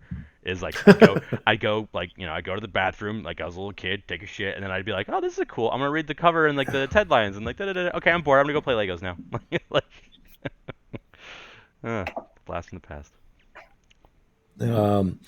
So without further ado, we'll go with the contest wizard. Just a quick reminder: the contest prizes were provided by Gameology Pasadena. Our local store is also one of our sponsors. Just go to the website gameologygames.com. Even no matter where you're at, even if you're not from the Southern California area, they do have a website and they will ship to you. So especially in these times, it would help out a lot if you can just get it, whether it's dice, a book, anything really. They have anything and everything, just about every D&D, things like that. Yeah. Hobby supplies. So gameologygames.com. Oh, and if you want to keep up with what's going on, you can go to their Facebook page and just look up Gameology Pasadena. Yeah. But they're providing the prizes for the contest. And I gotta say, as like somebody who actually has bought from them before using their website, it's so smooth. Like it rivals. You are like high on their website. It's because so many places get that wrong, right? Like we're in the modern digital era. Like you should have a good point of sale system online, and it was so easy to do. And I didn't have to register. It was just guess, register, guess, boom, done, out, bam. Like it was so smooth. As most listeners know, I play a lot of other games that are non-GW. And some of those websites are literally from the mid '90s, and they're just horrible. Let's see if my credit card gets hacked today, guys. It's just the format and trying to do certain things, and it's just, oh man, it's hard. There's a couple that like email newsletters from them, and I don't mind getting them. And when I do go to their website, it's just a wall of text, and there's just so much going on that it's like the same effect, Tom, you have from Fortnite when you go to Fortnite. My God. Okay, so Fortnite is the only thing technologically that makes me feel like I've missed the boat and I'm now old. Fortnite is the most confusing HUD system known to God and man, and I've been playing video games since like fucking 95. Like, I've been there every step of the way, and Fortnite is the first time where I'm like, I'm out, boys. Like, this is too much. Listen to you, youngin, since 95. Well, that was because I was 5 years old, so I didn't know how to use a mouse and keyboard until then. I wrote my own games on a Commodore 64 and a 5 1/4-inch floppy disk when I got a book from the library that told me how to program my own games. Jesus, keep your pants on, man. God, stop masturbating over your own success. If you want to call it that, because it was just like a dot like going. Yeah. I don't know if I call that success, but yeah. I mean, I'm actually that was actually my way of backhand complimenting him, because like I know what that is. Like, I think my oldest brother did something like that too. Like, most people don't even know what a Commodore 64 is. Yes, Airborne. Hours of typing, and then it was a shitty version of Centipede. Or like getting those TI-80 calculators. I remember one of them was like attacking a castle. That's what the premise was, but all it was like little squares on top, and then a cursor in between, going around in between each square, and somehow me trying to hit, kill the guy on the castle wall. It was pretty bad. That's hilarious. But I digress in my old age. Mm-hmm. So again, thank you, Gameology, Pasadena. Because if you do play other GW games, like Historicals or Legion or Armada, they have that stuff too. Or Conquest. My son is a big fan of their X-Wing and Armada stock. Has he actually at any point said, and when you guys go in, I'll take your entire stock? No, but I took him in today because I had to, I knew the store, the store wasn't going to be too crowded, so I just needed to get like glue and epoxy and stuff. And like I bring him in, and he instantly just like casually strolls over. He knows exactly where X-Wing and Armada is, and just casually walks up and through his mask just looks up to me. He's like, "Okay, Papa, I'm going to get a small ship." I'm gonna get this small 3-foot Super Star Destroyer. He's like, it's only $200, Dad. Yeah. That's brilliant negotiating, because he goes to you and he's like, "Look, I know you were worried, but this is all I'm asking for." Like, that's amazing. This kid's got like sales under his belt. Well, he could also hold Danny's models for hostage. Yeah. So. Oh, yeah. I was gonna say, we last time we were there, not this time, but the before time, I already said, Frank, he got this. Oh, nice. So, yeah. There you go. So, without further ado, we'll start from fourth place. Fourth place. I'll read the haiku, and then I'll read the first name and the initial, last initial, and then if you have that same initial, you can guess if it's you or not. And then I'll send an email out, mainly because I can't pronounce the last names for some of them, and I don't want to embarrass myself. And there's one of them where I don't know if I can pronounce the first name. So the fourth place, which the winner of basically a character box or character clan pack, is Fetid Pestilence. Through a zealous apathy, his garden grows wild. And that was from William M. And that one, I gotta say, it's the most like shower thoughts, weed smoking, like deep shit. It's like, I'm gonna, what? That actually has some meaning behind it. It's not just for the laughs; it's for the feels. That's one that's actually a haiku. Yeah, and not a joke. That is right. Like that could actually be found almost verbatim in like an old Japanese haiku book, if that's what it is. Assuming it translated into the right syllable count. Yeah, exactly. Yeah. No, that was. I will say it. I'm just if no one feel mad, but I didn't know who I obviously wrote. That was my number one, baby. So I'm sorry. I'm sorry, number dog. one in his heart. And that was William Mann, who has a very nice beard in his little picture in his email. Congratulations. Third place, who gets the troop box of their choice. And and it goes 2020 UGG. A light at the end of tunnels. A light at the tunnel's end? Nope. That is a train. And that's from Chris N. So congratulations, Chris. Congrats. It's got this Looney Tunes effect where it's like it feels like you got Wild E and he's just kind of looking, and then all of a sudden he's like, you see his body drop, and then he's dropping. You know, that's the impression I got from that one. And second place, which will get the vehicle of their choice. That's not Forge Rules. I think I can't remember if all four of us voted for this one, but I think three of us did. I think three of us did. Yeah, I know 3 of us did. But it's 2 days of GTs. What could possibly go wrong? Eat shit, Iron Man. If you don't know that reference, that's okay. It's best if you don't. So, but we did, and that's why we thought it was funny. Yeah. I think our episode 2 episodes ago covers this topic. It's a recent episode. Yeah. So feel free to check out our entire back catalog. Yeah. Yes. All 7 years now? 6 years? I think it's 6 years. We're just starting year 7, I think. I put 2 and 2 together there. Decided you were pissing me off. I mean, if you're stuck in quarantine for a long time, maybe you're in where the restrictions are getting tougher. You got time, right? And at the end of the day, it's not like you're listening to material that doesn't matter, because you're actually getting a historical insight into the problems of previous editions. And so it really makes you grateful for what you have. And you know what? It makes you really, truly miss what you didn't ever meet, you know? Yeah. And that goes to Kim L. Nice. Congratulations. So, congratulations, Kim. Congratulations. And then number one. This made me laugh so hard. I think we all voted for this one. This made me laugh so hard when I read it. Not in a unanimous. It got unanimous votes. It didn't get number one for everyone, but everyone voted for this one, which is more or less why it got first place. And the winner of a Lord of War of their choice, hopefully it's a Gulliman, or Abaddon. Hey, you know what? No, hey, character clam pack. That's some bullshit. You know what? Hey, man, you do you. You do it's you, a Lord man. of War. Yeah. Hey, remember, Silent King is the Lord of War. Just remember, Silent King is the Lord of War. It's okay. It's all right. You do you, man. I mean, as much as I appreciate them, Gameology Pasadena covering the prizes, I don't want to totally fuck them over. You know what? Just 2 Silent Kings. No, just kidding. Jesus. I'm just kidding. That's not real. I do not represent this podcast, even though I'm on it.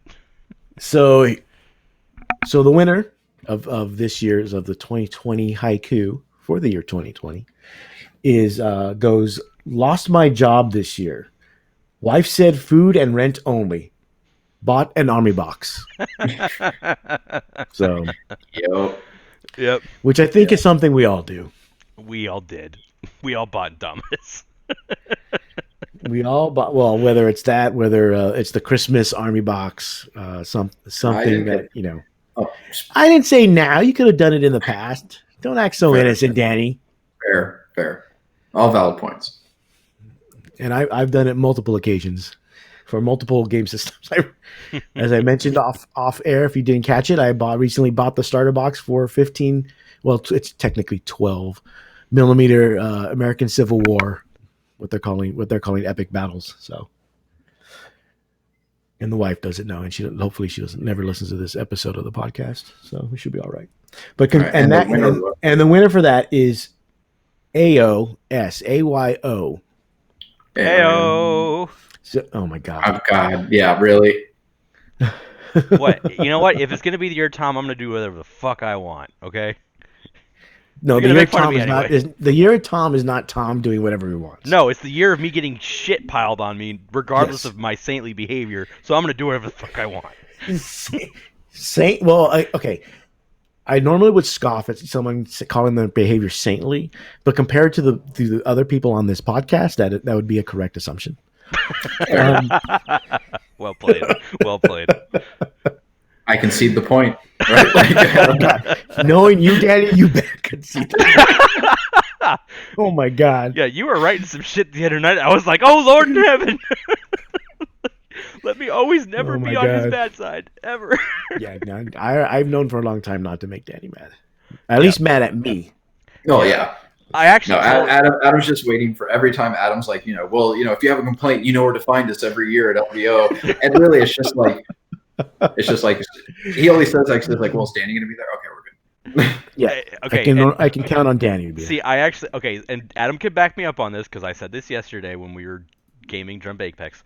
But I literally said, like, if I ever got into a fight and I could teleport anybody in the world to me to back me up, including an MMA fighter, top UFC fighter, or like a current Navy SEAL, I'd still be like Danny Reese. Just like, no, hell no. You are a fucking idiot and you want to die then. yeah. Like, Doesn't matter. I'm ignoring your narrative. I'm throwing. Oh my God. It reminds me. This was a long time ago. I was with friends, and one of my associates was like getting way too rowdy in a bar, and he was the kind of the chihuahua of the group who was just a little scrappy and like loved to pick fights with bigger dogs. So he had he just, of course, yeah. So he got into an altercation with just this big biker. And there he's like, oh yeah, I was like, no worry, I'll fuck you up. And he, the biker's friends all come up. He's like, oh, you think you got a crew? And he's like, hey man, like, come on, back me up. And I was like, bitch, this is your problem. Like, it's like, this guy's done nothing to me. to clarify, I'd never pick a fight and then ask you to come. I would just be like, okay, I'm forced into a fight. Okay, please, can you? Because I know you got that sense of justice defender. No, you gotta fucking fit this narrative. God damn it. No. I was gonna say that is like one of the dumbest things you can do. Well, if you had your pick of all of the people in the world, I couldn't even come up with a list under 1,000 that would be in any way like not in any way self-aggrandizing. See, like it's just you're so humble. It's gotta be you. It's gotta be you. You're so humble. So I could laugh and be like, yeah, fuck him up, man. Well, in this dream scenario, you don't really have a choice. So it's kind of like okay. So you're just willing to like a subvert my free bound will thing, just a little bit. Yes. Yeah, Airborne is saying that sounds like a summon mishap. Yeah, exactly. He's like, oh man, okay, come on, Demon of Balthazar, I need you. Like, oh, hey man. Oh my gosh, that reminds. I saw this comment. I'm really embarrassed for you right now. That's all I gotta say. That tangentially reminds me of this comic where it was this barbarian goes to this necromancer and he's like, Dark Wizard Necromancer, we need your assistance. Why? We're losing. We've lost all hope. We need you to raise the spirits and souls of the dead to combat alongside us. And the necromancer hugs him, and the barbarian is like, what are you doing? He's like, I'm raising your spirits, bro.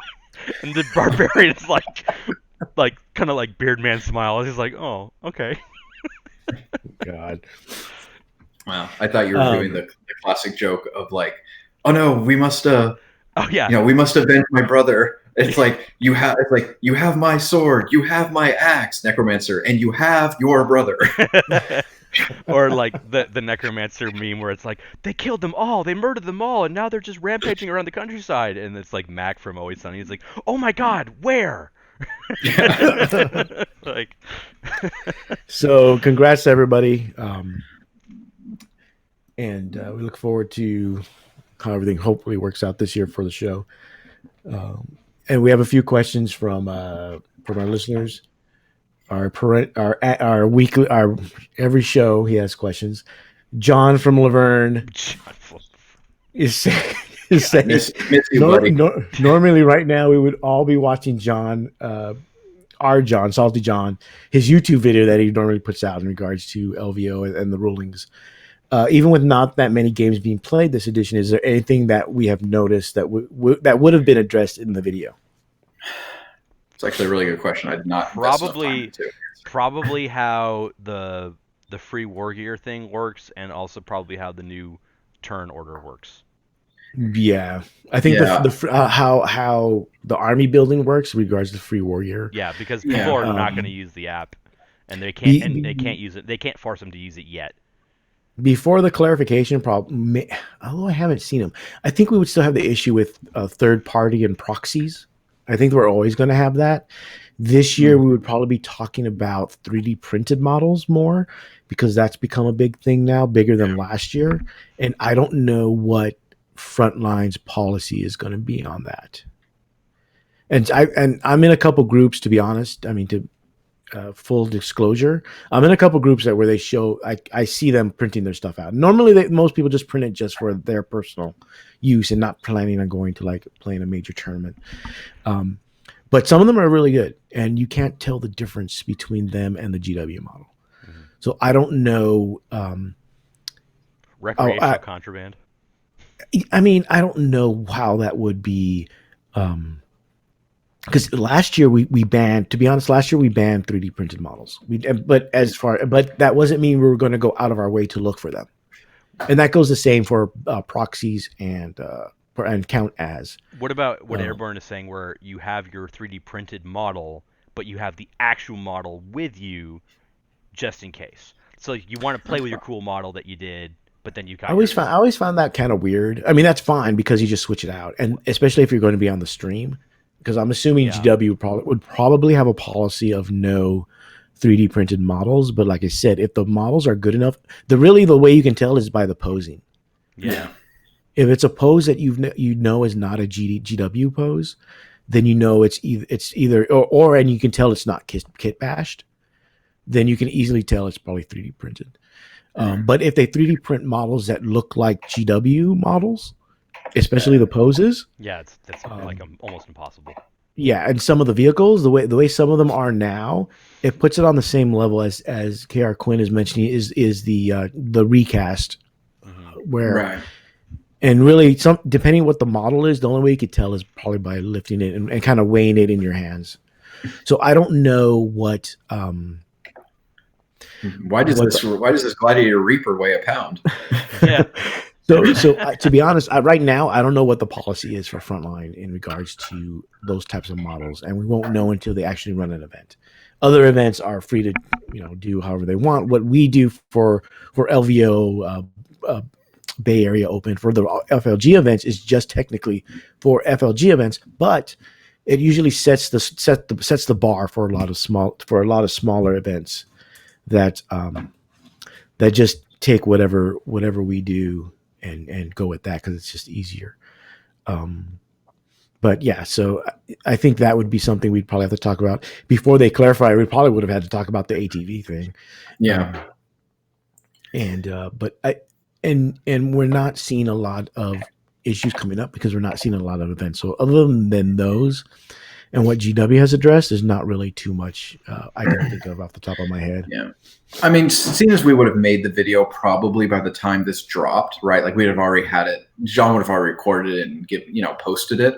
The things like deploying large models. Right. Which we didn't even mention. Oh yeah. Huh. Yeah. Where they have the rules, and then I heard it referred to as the trigonometry homework about bringing in reserves on multi levels, like how tall it is and all that. We would have had to clarify that anyway, although just to avoid the freaking Reaver problem in general, which is just funny as hell. So yeah.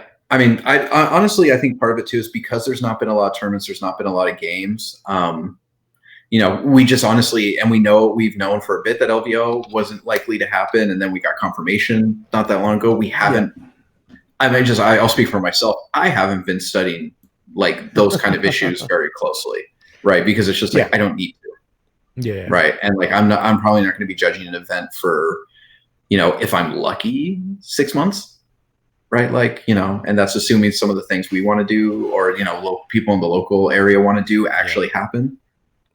So yeah, look, for me, usually the RTTs is what helps me keep in touch with what's happening. I mean, there's various like Discords and Facebook groups that talk about rules, interactions, things like that. But it's hard if you're not actually playing.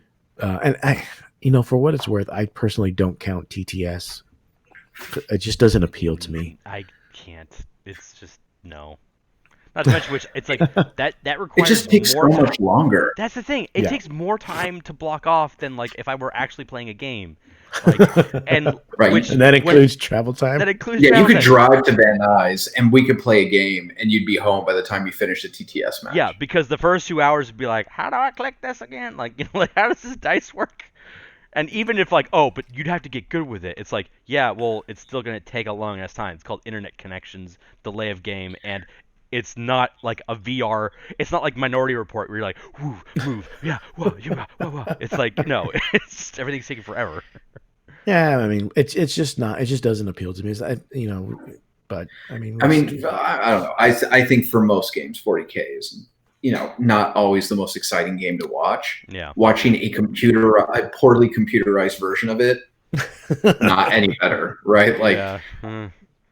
I get people are hard up for games. For I content. totally get Yeah. that, but there's plenty of people streaming, whether they stream from their house or they're just in an area that's not affected by COVID, where you can see some real games being played. Right? Yeah, Like, the Best in Faction podcast is doing. They're not doing Charity Hammer because because of the current situation, but they are doing Hammer. I think it's called Hammer Out Cancer, because one of their players, Vincent Price, is diagnosed with, I believe it is stage 4 cancer. Oh my god, that's terrible. So they're doing and if you've ever met Vincent, I met him at LVO and I believe BAO. He's a really nice guy. So they're doing a charity event for him and his family. So, and that, if you haven't checked out Best in Faction, and they'll give you more details. Second question from John from Laverne is for Danny, and he's asking, since we got fucked out of a steak dinner 2 years in a row now, including this year. yeah. He's hoping that Danny has something amazing for 2022 LVO. I'm planning already. I'll tell you that. Researching, looking at what can reasonably be done, right? Like, reasonably be done. And it's not like we all saved that 2 years worth of no steak dinner, right? Like, so I can't expect okay, well, we've all got plenty of liquid here to throw around. But I'm definitely planning, definitely researching, and if anything tries to take that away from me at LVO 2022, I don't want to be near you when that happens. Yeah. I'm just saying it right now that I regret nothing. I will attend that, even if it means I fly in, I go straight to the restaurant, I'm there for 2 hours, and then I go right back to the airport. Yeah, people do turnarounds all the time. I'm fucking in if that happens. But go ahead. No, go ahead. I was gonna say I actually have a fun question for both of you, if that was the last question. Yeah, well, that's the last question for that. You can ask right now. Yeah, no. So I actually have a fun question for both of you, because it's beginning of the year. We're all, every new year brings anticipation or dread. If you could name shortly or longly, I don't care, 2 things that you hope from the hobby, from GW for 40K. One that you predict probably will happen, and the other that you wish would happen. Ooh. So what's your actual prediction? Like, you were going to put money on the line, and then what's the second one where you were like, you wish it would happen, but it may. Okay, let's answer other questions first. Yeah. All right. I don't know. I don't gamble by nature. Well, no, it's like Life is a gamble, Danny. It's one of those fun wish listing questions. I don't know. Okay, we'll answer that at the end. Right. KR Quinn is asking, living in Colorado, it's easy to get to California. Is there any plans for tournaments this summer for planning post-vaccine? I don't know if you mean for us going, or just if there's any plans in general for tournaments. As far as I know, there isn't. Wasn't Feast of Blades in Colorado? Didn't Feast of Blades used to be in Colorado before it was ruined by Josh and the issues? before Josh and Boucher ruined it. Well, they didn't ruin it. They put the nail in the coffin. But as far as I know, there's none. If you're looking to do an event in Colorado, there's usually a regional rep for ITC. You may want to find out who's yours, and you can actually and if there's not one for Colorado, there might be one for a state nearby. You contact them, and they'll talk you on how to get started with that. And then someone else was asking us for what they think the top 3 armies are right now. I'm just going to say Space Marine, Space Marine, Space Marine. Yeah. Dylon, and Dylon. I guess Harlequins also right now. Harlequins seem good. I'm going to say Death Guard, Custodes, Space Marines in no particular order. Yeah. I just want to be different. Screw you guys. Really, I'm just going to go with, although it's not really it's hard to have any metric here. So, well, yeah, those of us that don't know, if you're just listening to this, so all 3 of us are based in Southern California, relatively close to each other, although that depends. We're going by Los Angeles time. Danny's probably the farthest. But we're more or less, we have nothing going on unless you're doing like a small, like invitational. Like a very, very small tournament. And even then that's kind of risky. You could do like one-on-one games, but even then that, depends on how comfortable you are with everything and all that. Yeah. Especially I would say, right now, LA County, San Bernardino County are not places you necessarily want to just be like, that's fine. Yeah. It'll be okay. Like,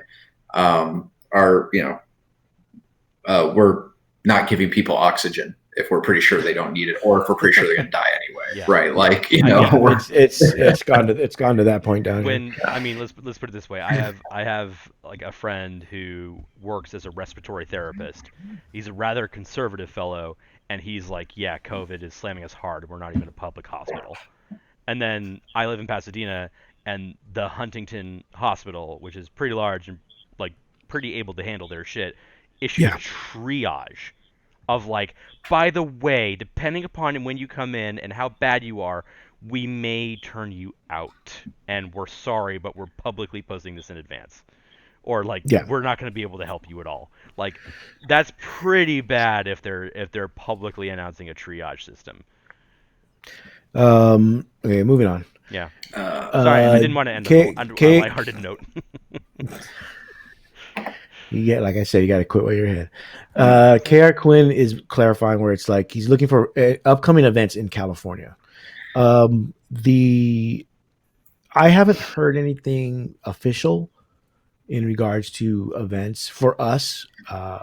What's first? Battle for LA. Battle for LA was originally going to be scheduled for the second weekend of May, but I think we might push it. We're going to wait and see what happens in LA or LA County and Pasadena towards the end of this month, and then we may push it back to maybe another month. We should be okay by June. I know for me personally, if those are listening, my wife is getting the vaccine tomorrow, and nice. and we're recording this on Thursday. I'm part of phase, I think 1C, and that's I think they're projecting that one for like April, May. Yeah, it's the same time I am. Yeah. So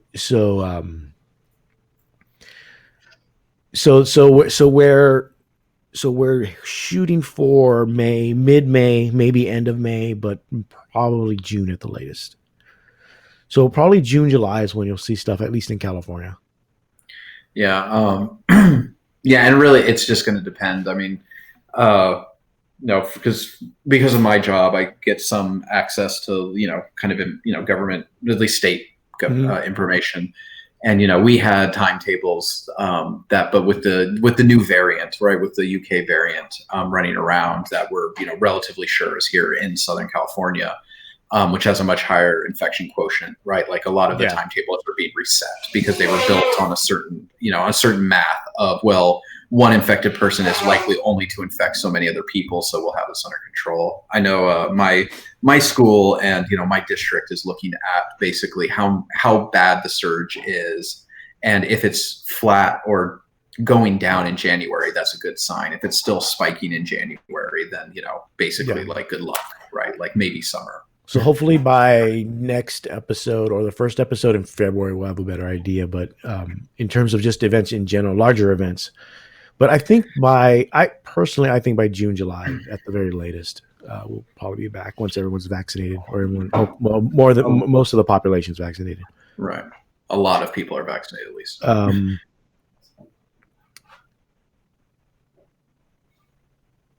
The other question, someone was asking about Reaver jet bikes, which is Dark Eldar unit, being basically 10 points a model, and they're wondering if that's a misprint.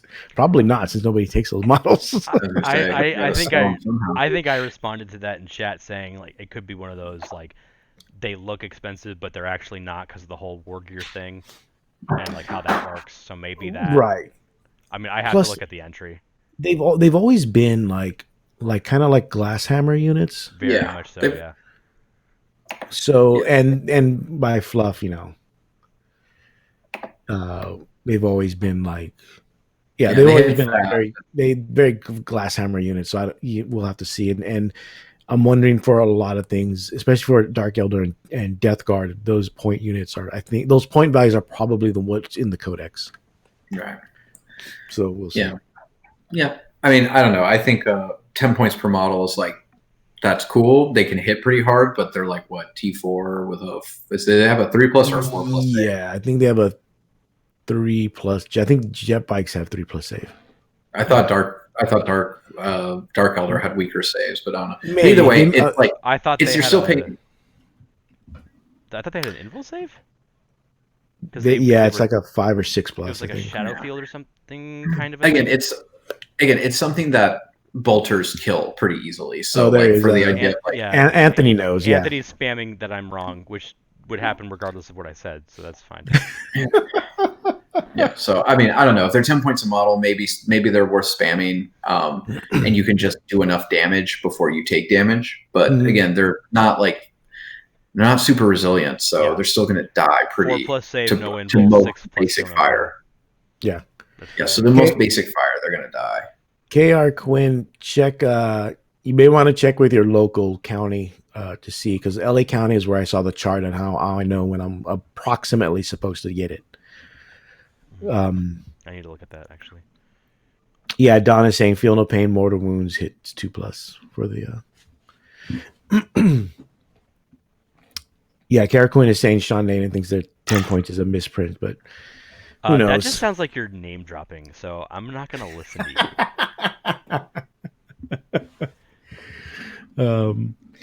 I think that's it for questions. I don't think we had any from anybody else, and it's much later than I thought it would be. So we'll answer your question later. Yeah, John, I already forgot about Tom's question. No, we can skip my question. It's fine. You don't have to answer if you don't want. No. We could. Danny, do you have an answer real quick? One realistic expectation and one. Okay, stop talking, Tom. No, I'm reminding the listeners. I want a plastic Lord of War for Tyranids. Right, like an actual plastic Lord of War. It's going to be old One Eye. And then my reasonable expectation or actual prediction would be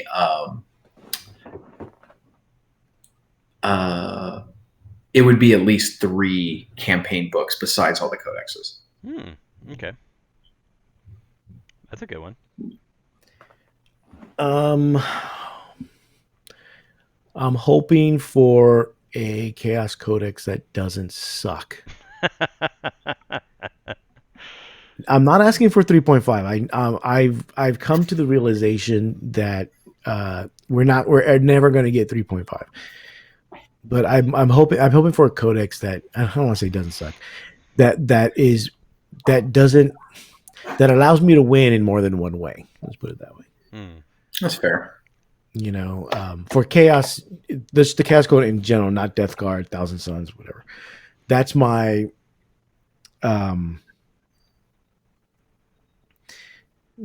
hope. Or you know what? That's going to be I'm going to be optimistic, and that's going to be my realistic expectation. That it's going to be the new codex will be much better than the last codex, and I think it's going to